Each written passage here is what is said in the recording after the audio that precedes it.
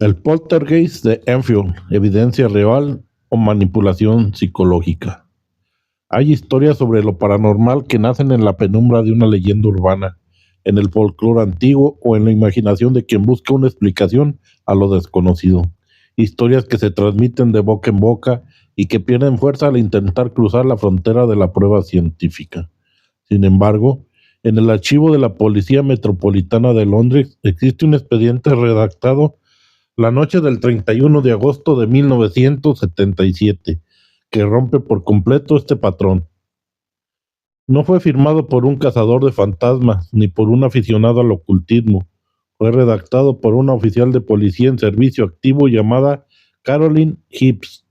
En el documento oficial que quedó asentado bajo juramento, la agente escribió una frase que hasta el día de hoy desconcierta a los analistas forenses. Vi una silla de madera levantarse del suelo, deslizarse casi 4 pies por la alfombra sin que ninguna persona la tocara y luego detenerse por completo. Así comenzó uno de los casos de actividad anómala más documentados, debatidos y polémicos de la historia moderna, el poltergeist de Enfield, un fenómeno que no ocurrió en una mansión abandonada ni en un siglo lejano, sino en una modesta casa de interés social, en un vecindario obrero y bajo la mirada constante de policías, ingenieros de sonido, periodistas e investigadores científicos. Esta noche, en De lo oculto y lo extraño, nos adentramos en los expedientes de Enfield. Vamos a analizar la evidencia magnética, las fotografías analógicas y los testimonios de autoridad para responder la pregunta que la ciencia no ha podido cerrar en casi 5 décadas. ¿Estamos ante la prueba definitiva de una fuerza invisible o ante el mayor fraude de histeria colectiva del siglo XX? Para entender la dimensión de lo que ocurrió, debemos viajar a Londres de finales de los años 70, especialmente al número 284 de Green Street, en el distrito de Enfield, un sector obrero marcado por la crisis económica de la época, donde la vida transcurría con absoluta normalidad.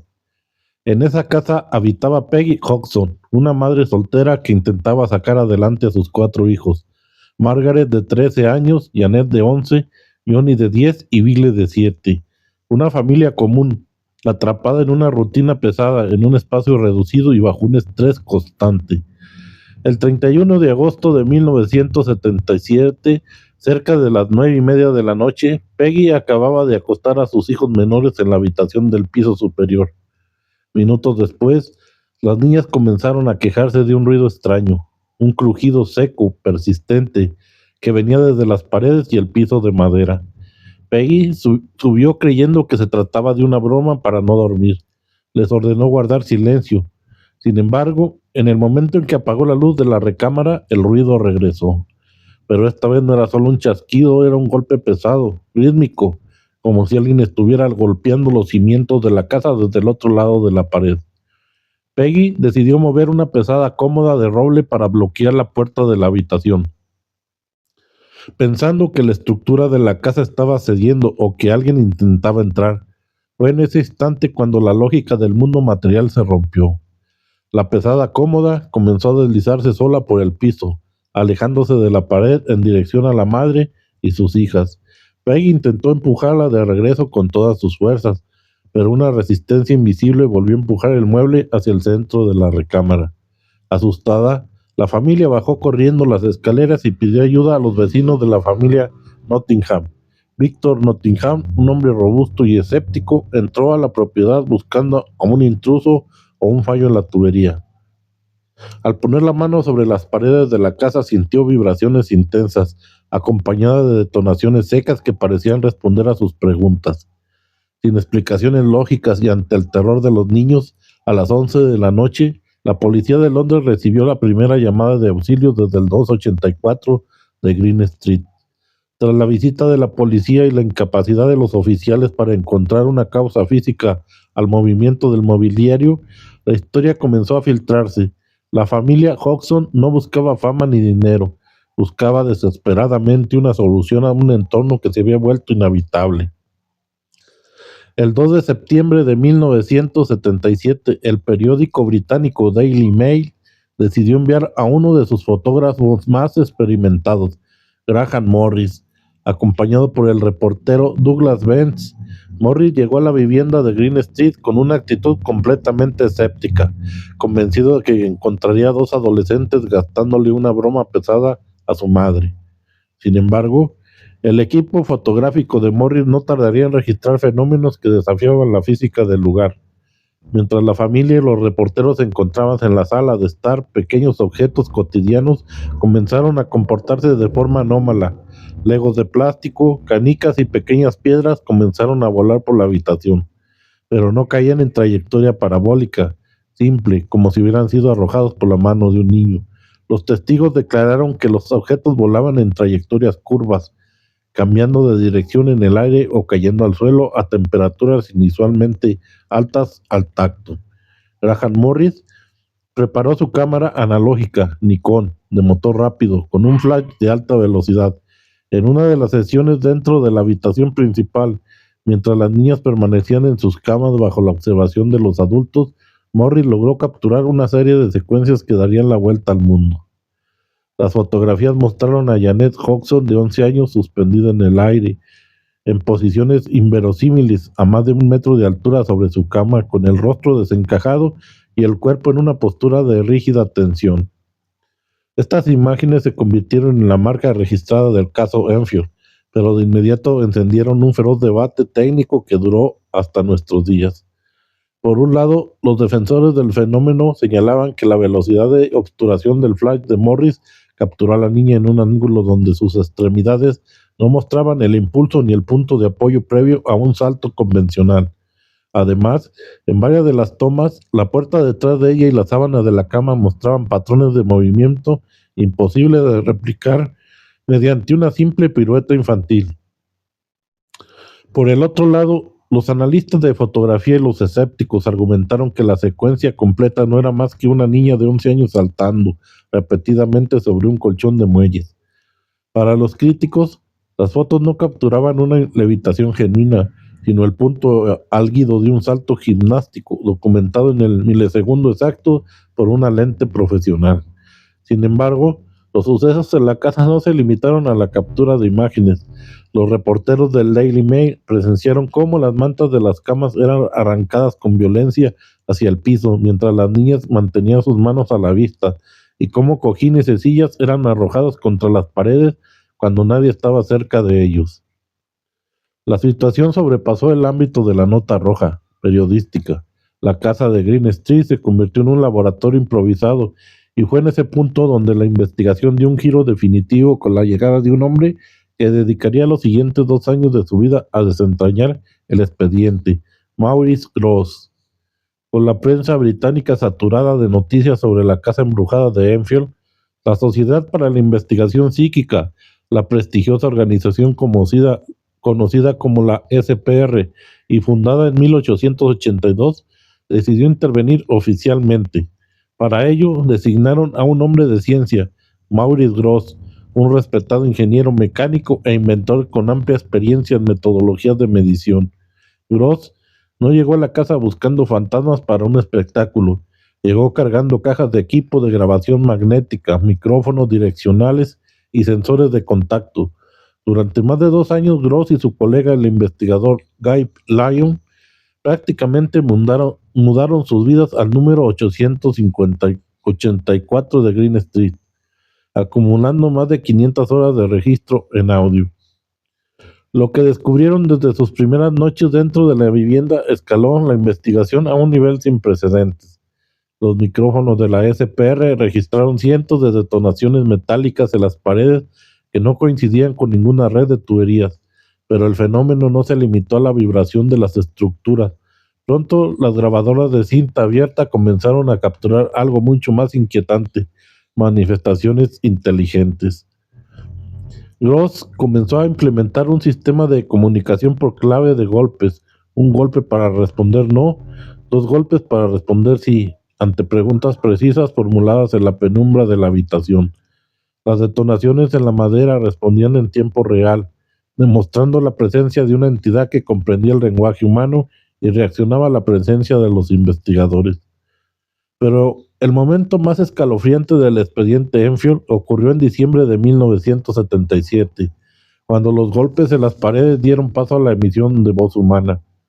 De la garganta de Janet Hudson, de tan solo 11 años de edad, comenzó a brotar un sonido rasposo, gutural y profundo. Una voz masculina cavernosa que hablaba con una cadencia violenta y un lenguaje desgastado por los años. Las cintas magnéticas de Maurice Gross registraron conversaciones enteras con esta supuesta entidad. La voz no salía en forma de un susurro, sino como una potencia acústica que ponía en riesgo a las cuerdas vocales de una niña de primaria.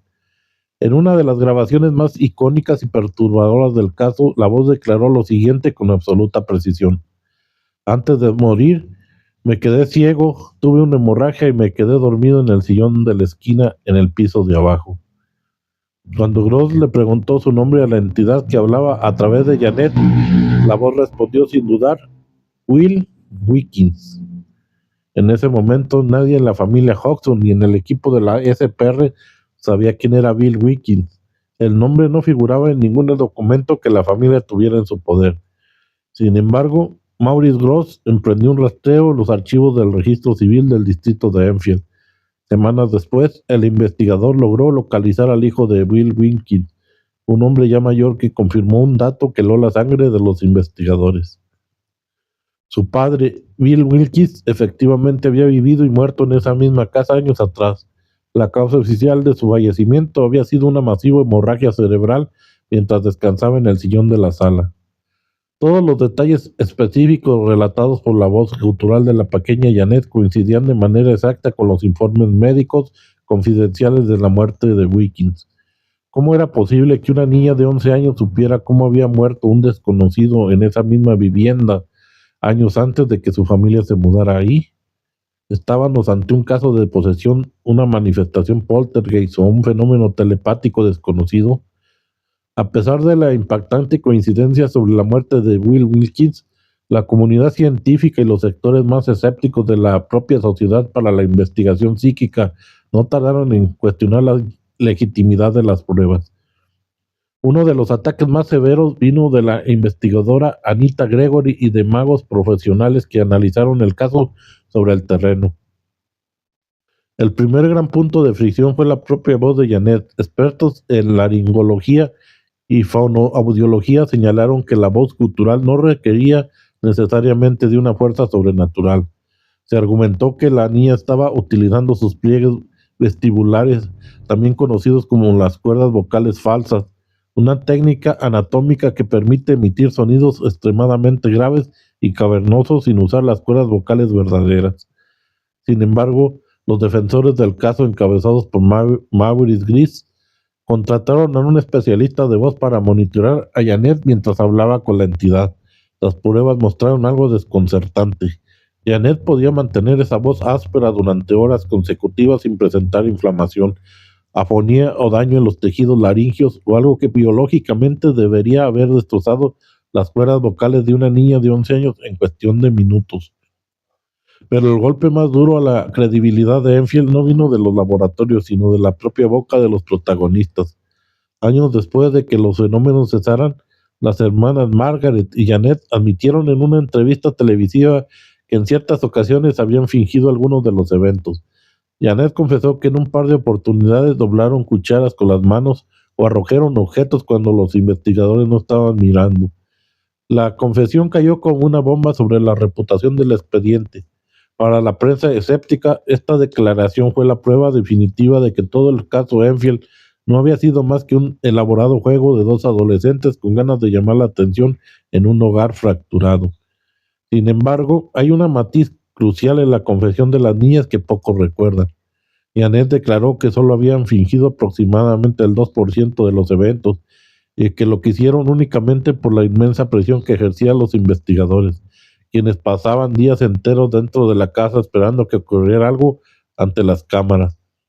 Según las hermanas, cuando el fenómeno se pausaba, ellos sentían el estrés de decepciones de los adultos y forzaban pequeñas bromas. Esto dejó sobre la mesa una pregunta fundamental para la investigación parapsicológica. ¿Acaso ese 2% de manipulación infantil invalida el 98% restante de registros en cinta, fotos de la policía y testimonios de profesionales de la salud? Para muchos analistas, el caso Enfield encaja perfectamente en el perfil de la psicocinesis espontánea recurrente. Esta teoría sostiene que un poltergeist no es necesariamente un fantasma o un demonio externo, sino una descarga de energía psicocinética inconsciente generada por adolescentes en etapas de alta tensión emocional o cambios hormonales intensos. La energía reprimida de Janet y Margaret, atrapados en un entorno doméstico complejo, se habría materializado en el entorno físico de la casa. Al revisar las páginas arrugadas del expediente de Enfield casi medio siglo después, la respuesta fácil sigue siendo esquiva. Quien busque un fraude encontrará la confesión del 2%, los actos fotografiados en la recámara y los trucos vocales de dos niñas bajo la presión mediática, pero quien intente reducir todo el caso a un simple juego infantil tendrá que pasar por encima de la declaración bajo juramento de la policía Carolyn Hibbs, la coincidencia exacta de los datos de Bill Wilkins grabados en cinta magnética y las más de 500 horas de registros acumulados por ingenieros de la Sociedad para la Investigación Psíquica. Tal vez Enfield no fue la historia de un demonio de cine ni una broma perfectamente coordinada. Tal vez fue la manifestación cruda de una fuerza que la parapsicología llama psicocinesis espontánea, recurrente, el estallido de energía psíquica reprimida en un entorno lleno de tensión, donde la mente humana interactúa con la materia de formas que la ciencia actual apenas empieza a cuestionar. Lo único seguro es que en aquella humilde vivienda de Green Street la frontera entre lo material y lo inexplicable se volvió borrosa durante 2 largos años, y los ecos de esa voz cavernosa saliendo de una niña de 11 años siguen retumbando en las cintas del archivo como un recordatorio de que nuestro mundo cotidiano oculta grietas que aún no podemos comprender. Pero como siempre, en este canal la última palabra la tienes tú. ¿Crees que el poltergeist de Enfield fue una de las mayores demostraciones de energía anómala y comunicación tras la muerte jamás registradas? ¿O consideras que estamos ante un caso histórico de histeria colectiva y manipulación adolescente que se salió de las manos a los investigadores? Déjame tu opinión en los comentarios, me interesa mucho leer tu punto de vista sobre este expediente. Si te gustó esta investigación profunda, no olvides dejar tu me gusta, suscríbete si aún no lo has hecho y activar la campana para que no te pierdas el análisis del próximo lunes. Esto fue de lo oculto y lo extraño. Nos vemos en el próximo expediente.